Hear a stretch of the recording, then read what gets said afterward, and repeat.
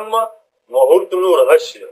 મહાદેવ કહે છે, કેટલો પણ અભાગી માણસ હોય, સવારે 3 વાગ્યાથી 6 વાગ્યા વચ્ચે આ એક કામ કરી લે તો જીવન બદલાઈ શકે છે. નમસ્કાર મિત્રો, શું તમે જાણો છો કે ભગવાન મહાદેવના મોટા ભાગના ભક્તો બ્રહ્મ મુહૂર્તમાં જ સાધના કેમ કરે છે? શું કારણ છે કે ઋષિ મુનિઓ, યોગીઓ અને તપસ્વીઓ રાત્રિના અંતિમ પ્રહરમાં ઉઠીને ભગવાન શિવનું ધ્યાન કરતા હતા? શાસ્ત્રોમાં બ્રહ્મ મુહૂર્તને અત્યંત પવિત્ર સમય માનવામાં આવ્યો છે. કહેવાય છે કે આ સમયે કરવામાં આવેલ જપ, તપ, ધ્યાન અને ભક્તિનું ફળ અનેક ગણું પ્રાપ્ત થાય છે.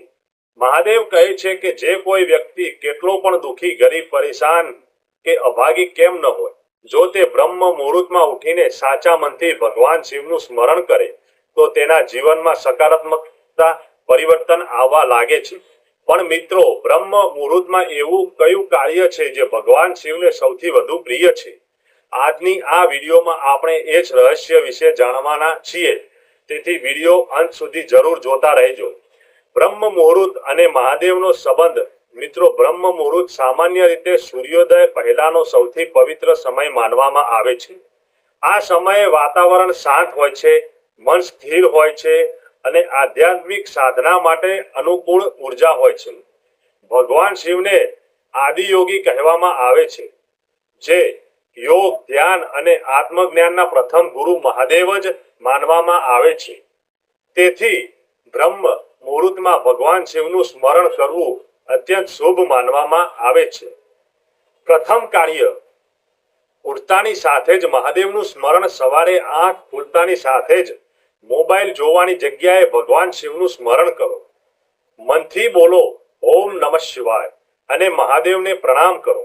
આ સરળ કાર્યથી દિવસની શરૂઆત સકારાત્મક ભાવનાઓ સાથે થઈ શકે છે. બીજું કાર્ય, સ્નાન અને શુદ્ધતા. શિવ ભક્તિમાં પવિત્રતા અને સ્વચ્છતાનું વિશેષ મહત્વ છે. બ્રહ્મ મુહૂર્તમાં ઉઠીને સ્નાન કરો અથવા ઓછામાં ઓછું હાથ મોઢું ધોઈને તાજગી અનુભવો. પછી સ્વચ્છ કપડાં પહેરીને પૂજા માટે બેસો. ત્રીજું કાર્ય, પંચાક્ષરી મંત્રનો જાપ. ભગવાન શિવનો સૌથી પવિત્ર મંત્ર માનવામાં આવે છે ઓમ નમઃ શિવાય. બ્રહ્મ મુહૂર્તમાં 108 વખત આ મંત્રનો જાપ કરો. શ્રદ્ધા અને એકાગ્રથી કરવામાં આવેલ જાપ મનને શાંતિ અને સ્થિરતા આપી શકે છે. ચોથું કાર્ય, શિવલિંગ પર જળ અર્પણ. જો તમારા ઘરે શિવલિંગ હોય અથવા નજીકમાં શિવ મંદિર હોય તો શ્રદ્ધાપૂર્વક જળ અર્પણ કરો. જળ ચઢાવતા સમયે બોલો ઓમ નમઃ શિવાય. મહાદેવને જળ ખૂબ પ્રિય માનવામાં આવે છે.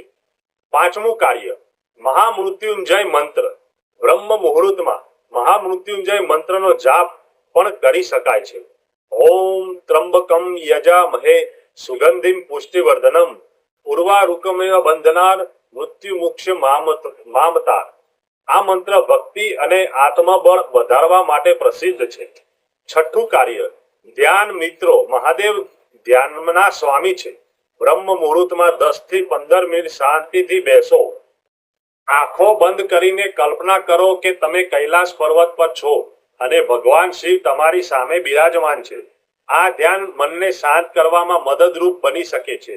સાતમું કાર્ય, ખરાબ વિચારોનો ત્યાગ. મહાદેવ માત્ર પૂજાથી જ નહીં પરંતુ સારા વર્તનથી પણ પ્રસન્ન થાય છે. ક્રોધ, ઈર્ષા, અહંકાર અને દ્વેષ જેવી નકારાત્મક ભાવનાઓને છોડવાનો પ્રયત્ન કરો. આ પણ એક પ્રકારની શિવ સાધના જ છે. મહાદેવનો ખાસ સંદેશ. ભગવાન શિવને ભોળાનાથ કહેવામાં આવે છે. તેઓએ ભવ્ય દેખાવ કરતા નિષ્કપટ ભક્તિ વધુ પ્રિય છે. જો તમારી પાસે મોટી પૂજા કરવાની વ્યવસ્થા ન હોય તો પણ સાચા મનથી ઓમ નમઃ શિવાય બોલશો તો તે મહાદેવ સુધી પહોંચશે. ખાસ શિવ ઉપાય, બ્રહ્મ મુહૂર્તમાં ઉત્તર અથવા પૂર્વ દિશા તરફ મુખ રાખીને બેસો. 108 વખત ઓમ નમઃ શિવાય મંત્રનો જાપ કરો. ત્યારબાદ તમારી મનોકામના ભગવાન શિવના ચરણોમાં સમર્પિત કરો. સમાપ્ત. મિત્રો, બ્રહ્મ મુહૂર્તમાં સમય જીવનમાં શાંતિ, સકારાત્મકતા અને ભક્તિ લાવવાનો અનમોલ સમય માનવામાં આવે છે. જો તમે દરરોજ આ સમયે ઉઠીને ભગવાન શિવનું સ્મરણ કરશો તો તમારા જીવનમાં સારા પરિવર્તનનો અનુભવ થઈ શકે છે. જો તમે સાચા શિવ ભક્ત છો તો કોમેન્ટમાં જરૂર લખજો હર હર મહાદેવ. વિડીયો પસંદ આવ્યો હોય તો લાઈક કરો, શેર કરો અને ચેનલને સબસ્ક્રાઇબ કરવાનું ભૂલતા નહીં. જય ભોળાનાથ. હર હર મહાદેવ.